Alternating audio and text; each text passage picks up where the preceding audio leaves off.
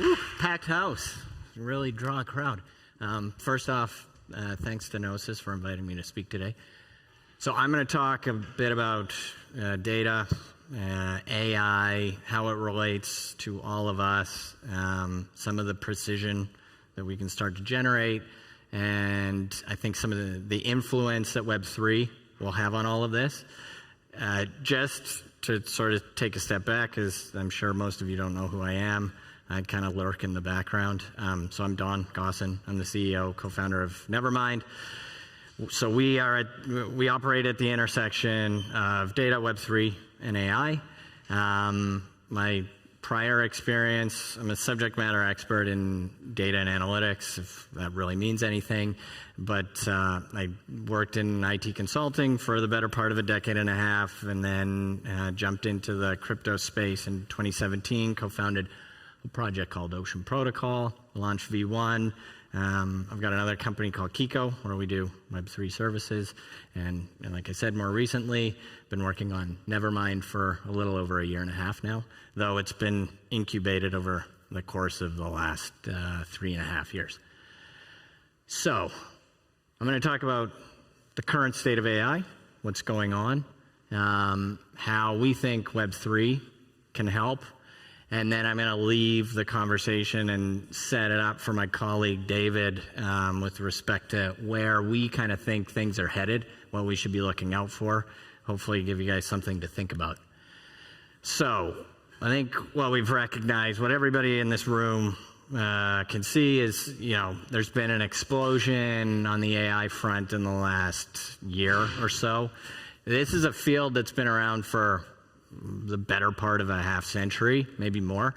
But it's only recently that I think it's really captured the public's attention and entered into the zeitgeist. And these are some of the big players that are out there that are doing things in the space.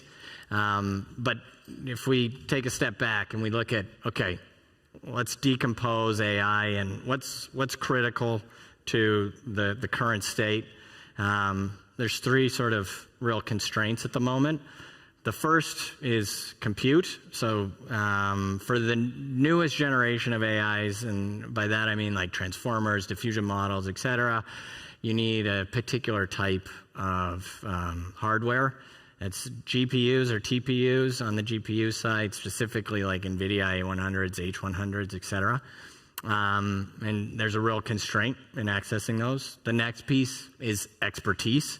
So, you need people that know what they're doing in order to develop these models, train them, and then also deploy and maintain them. And the last real constraint is you need shit piles of data. These new architectures require a ton of information be fed into them, and that's how effectively they learn. These lead to some drivers and some additional constraints. If we look at the computational side and we want to predict where things are probably going to head in the future and what constraints to really focus on, I'm biased and we'll get to that in a second, but if we look at computation, the analog that I use here is projecting backwards to 20, 25 years ago. If you wanted to do advanced analytics back then, what you needed were appliances. So these were like fit for purpose technology racks that normally you leased from one of the big software providers like IBM or Oracle or SAP that would handle like one to a handful of use cases, and they'd charge you a few $1,000,000 a year to support these use cases. So what you found was they were limited in their application, usually to spaces like financial services, things like flash trading, et cetera. And then at the beginning of the 2000s, Google released a white paper on a technology they created called MapReduce. And the team at LinkedIn, led by Doug Cutting, they took that paper and turned it into the first open source, scalable, multi-parallel processing or massive parallel processing solution called Hadoop.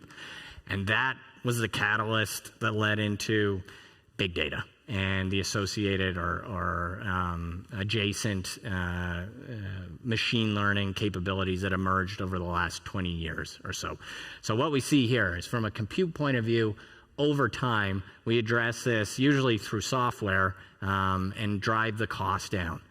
With expertise, we also see a similar deprecation in cost. So basically, if you look at data science, when that came out as a field, very expensive to find people, but over time, those costs diminished. What doesn't tend to reduce in price over the long term is the data side. And that's for a number of reasons. The unit cost might go down with like data lakes, et cetera, but the total cost for CapEx and OpEx usually tends to be pretty stable, or maybe increases because you're adding new use cases, et cetera, to these capabilities. So from this, we've taken the position that, in our opinion, access to data is going to be the biggest rate limiter to the advancement of artificial intelligence going forward. And so everything that we do is kind of hinges on this thesis. And so now we're going to get into the nitty-gritty of it. So AI's got a bit of a dirty secret. Some people will know this, others may not, but it needs your data. It needs contextually relevant information in order for it to be useful. So what's happened is that these companies that are creating these models over the last 5 years or so, especially with respect to transformer models and diffusion model architectures, we've seen this move to suck up as much data as possible. And this information is being sourced from assets that are freely available from the internet. So that sucking noise you kind of hear in the background are these models and the companies behind them hoovering up all of these readily available data sets that they can get access to from the internet. The issue here is that up until recently, this wasn't a huge problem because it wasn't on anybody's radar, but now it's starting to become an issue due to the fact that these models are incorporating freely available information that isn't really free. There are rights associated to this information, and I think the more important aspect is that these data sets are being sourced and used in inferences that then go on to be commercialized, and the contributors of these source assets, they receive little to no recognition for those contributions.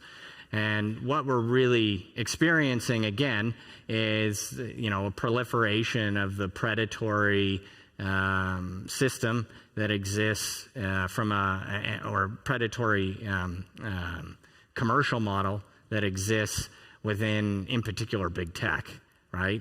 And this is, again, proliferating itself into the AI space.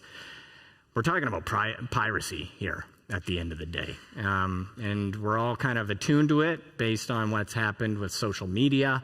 But I think, this is something that needs to be addressed in order for us to really advance beyond the current state of where we are. Because what we're looking at now, the reaction to all of this, is to fall back to legal means, right? Litigate the shit out of all of this. Every week there seems to be a new case emerging. You've got Sarah Silverman suing OpenAI and Meta for, stealing her books. You've got Stability AI being sued by Getty. You've got the New York Times contemplating a lawsuit against OpenAI. You've even got companies like Microsoft last week coming out basically with a strategy for handling all of this litigation that they're anticipating, telling their customers, actually, we'll pay the cost of your litigation if you're sued when you use our models, which is seems pretty irrational when you think about the state of affairs. There's got to be a better means to actually work with this technology and make it equitable. The result of all of this is kind of this divergent state where, on the one hand, you've got those that are subject to this predatory business model. They're being exploited, and they don't have the means to prevent that exploitation. I use Sarah Silverman as an example in the lawsuit. She would be an example of somebody that doesn't have the technical capability or know-how to necessarily prevent this exploitation. And that's just, that's leading to general chaos. On the other side, you've got organizations that do have the wherewithal, the technical capability, and the competence to realize what's going on, and their reaction is to shut everything off. So you've got the Reddits, the Stack Overflows, the Twitter/X's of the world, and they've shut their data off to these models. So you've got this dichotomy now. On the one hand, everything's freely available and subject to exploitation. On the other hand, you've got this scenario where everything's locked down, siloed, isn't interoperable. Neither of these outcomes seem great or totally viable over the long term. So is there something that we can do that bridges these two outcomes? The other issue to point out with respect to AIs is that, the fact of the matter is we're on a trajectory where we're likely to run out of data. And by this, I mean data that's like freely available and scrapable from the internet. There was a report put out in October of last year by some researchers at MIT. They predicted that as early as 2026, we could run out of high quality text-based information that's publicly available and scrapable from the internet. So there's issues with this. There's also the fact that these models right now are effectively trained on the same corpus, right? The corpus being the internet. And the result of that is that regardless of the architecture, whether it's Llama 2 or Bard or GPT-4, because they're trained on the same core corpus, or source corpus, when asked the question, these models generally all converge to the same response. So if you look at this, all of these confluence of issues coming to a head, we're looking at a situation here where models, in order to remain relevant, are going to become incredibly competitive with one another to maintain their usefulness, right? Because the assumption is they exist to be useful. Maybe not to us, but to one another, sure. And so that's going to create a market that's incredibly fierce. And the question then becomes, how do we take advantage, or how do we ingratiate ourselves with this market? In our opinion, two of the ways to do this and tackle these issues that I've highlighted is to focus on two sort of adjacent or symbiotic attributes. The first being consent, the second being attribution. So from a consent point of view, what we're really talking about is informed consent, the ability to elect whether or not an asset can and should be used for a particular application by an AI. And if you can establish that consent, also establishing fine-grained attribution. Now they're related to one another, because if I'm going to receive attribution, if I'm going to be recognized for my contribution to an outcome, right? I'm going to provide a data set to a use case where an AI is going to provide a solution, and that solution is then subsequently monetized. And part of that recognition is I get rewarded in terms of, payment or some other form of reward. The likelihood that I will consent to the usage of my data sets for that use case, I think, increases astronomically. So we need to establish these characteristics of consent and attribution, and really focus on these three pillars, right? Especially as it pertains to data usage by AI. So the three pillars being consent, attribution, and then sort of the underpinning to all of this, which is provenance. So if we just take a step back again and look at what are these limitations that we're facing from an AI development point of view, we're facing issues with lack of access. We're facing issues with lack of transparency. Where are these assets being sourced from? How do we trust the information that's coming out in these inferences? And then the third piece is we're seeing a lack of monetization or commercialization opportunities beyond just the singular organizations that are putting out these large language models and diffusion models. Just so happens that blockchain provides a pretty elegant solution to each one of these issues. So, if we can establish provenance and by virtue of that, fine-grained attribution and link in aspects of consent management, in particular informed consent, we create an environment and a solution that makes these pipelines accessible, traceable, and with embedded elements of rewards or monetization. From our point of view, what are we doing at Nevermind? We're focused on a type of implementation from an AI pipeline development point of view called retrieval augmented generation, aka in-context learning. How does this work? What we do is identify a corpus of data. So this is basically a subcorpus of information that you're going to source in response to a question that, pertaining to a particular use case. So effectively what this acts as is like a filter set that we're then going to retrieve our responses from. The way that we enable this filtration is by taking that source data and running it through the model filter. So you take the filtering from a large language model and you create vectors or embeddings. And with those vectors, we then append to each vector a DID that links back to the source document and correspondingly the wallet or wallets of the contributors of that source information.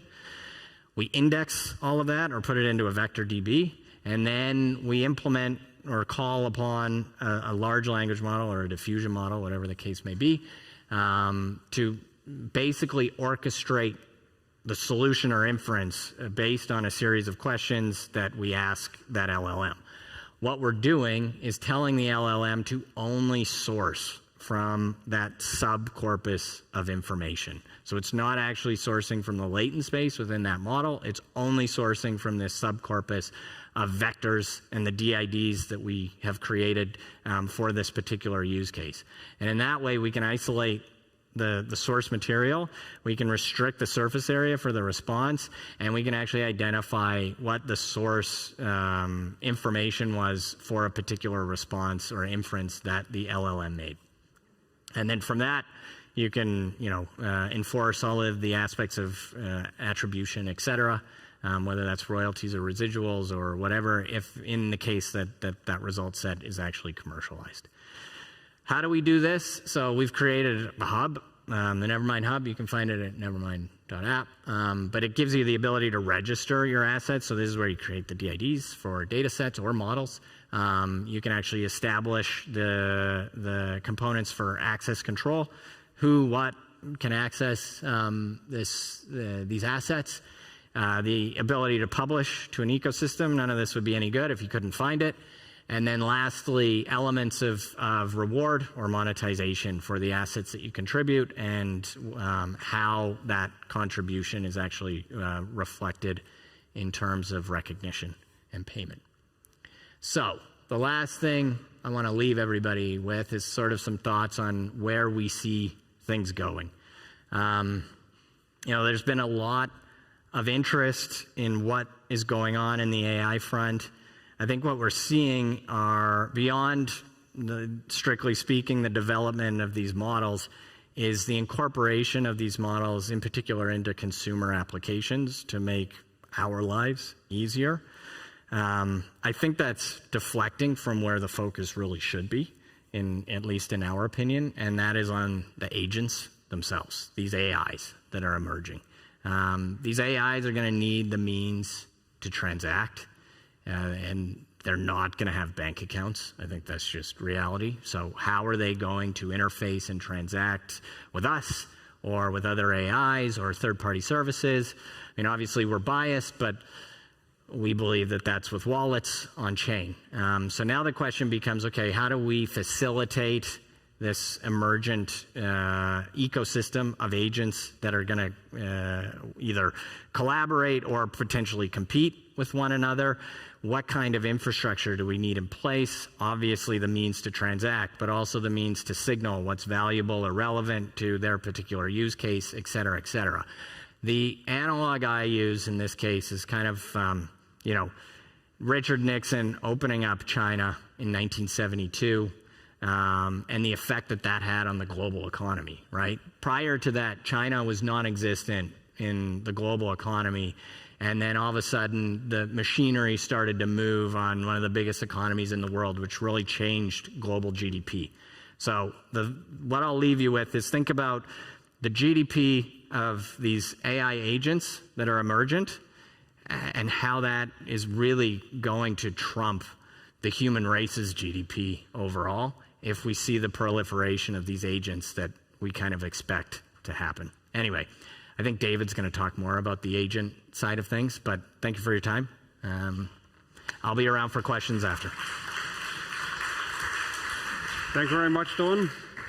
I think we would still have some time for questions. Do we have time for questions? Yeah. If anyone has any questions, I see one here on the left side.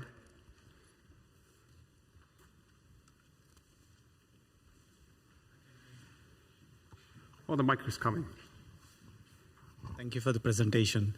So you said the quality of data. Can you give any specifics on what do you mean by not good quality? Because yeah, okay, this is a good question because I think it's horseshit.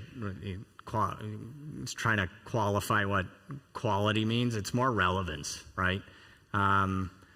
So how relevant is a particular data set to a particular use case? The example I usually give is like, let's say, you know, you have a call center and somebody and a user's address gets fat fingered into your CRM system.